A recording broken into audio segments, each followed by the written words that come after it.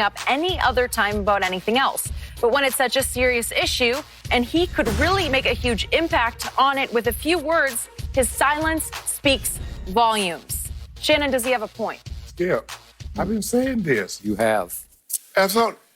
The most powerful, the most vocal NFL owner. Yep. Now, when the protests originally started, Skip, the owners was like, I wish our players wouldn't do that, but I will respect their right. That's not what Jerry Jones said. Jerry Jones threatened his players. You will not be suiting up for the Dallas Cowboys if you do this. That's what he said. Now, he's gone radio silent. He's quieter than a church mouse during the pandemic. There were no churches going on, so there was no food, so rats were real quiet. Yeah! Now Jerry can't say a word. So he released that old little ticky-tack statement. No, Jerry, we do not want a statement from you, because when you threaten your players, it was not through a statement. Yep. You got walked before those cameras. Skip Harris, the man that after every game, he's talking. He got a radio show. He got a TV show. He talking. Now, all of a sudden, Jerry Jones is a loss for words? I keep it all, but he loves his black players. Jerry Jones loves black players that can help him win football games. Michael Irvin can help him win football games. Zeke Elliott can help him win football games. Dez Bryant. We're asking you, Jerry Jones, for your voice and your support to help black men and women that can't do a damn thing for you. That's what we're asking. And what has Jerry said? What has Jerry done? Because we know how he feels. He can set up all the shell corporations he wants. But we know you gave a ton of money to President Trump for his inauguration. We know you gave a lot of money for his reelection. You're not the only one. You're not. We know President Trump called Jerry Jones. Called him. Why he called him? Huh? Because he knows Jerry, the flag in the country. No, Jerry. So now everybody knows now it was never about the flag in the country. So you can't hide behind that anymore. Jerry, you gotten too big for that shadow. That shadow doesn't fit you. So we see you now. It's not about the flag. It's not about the military. It's not about the vet. It's about what transpired on May 25th of 2020 at about 8:15 p.m. in Minnesota. And Trayvon Martin. And Alton Sterling. And Walter Scott. Yes, that's what it's about, Jerry.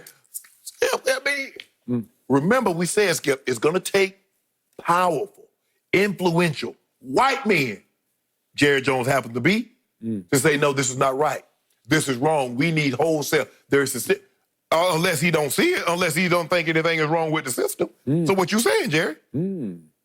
Interesting. So speaking of Robert Kraft, he has acknowledged publicly he is one of Donald Trump's closest friends. We also have not heard from Robert Kraft. Nope. But the point is, we rarely hear from Robert Kraft on anything. Right. We hear from Jerry Jones every day, 5 times a day, right? On everything else besides But this. he is on the board with Jay-Z and Meek Mill about social justice reform. All right. He will. He does. He ride for his guy Meek. He ride for Jay-Z. He did. Jerry Jones.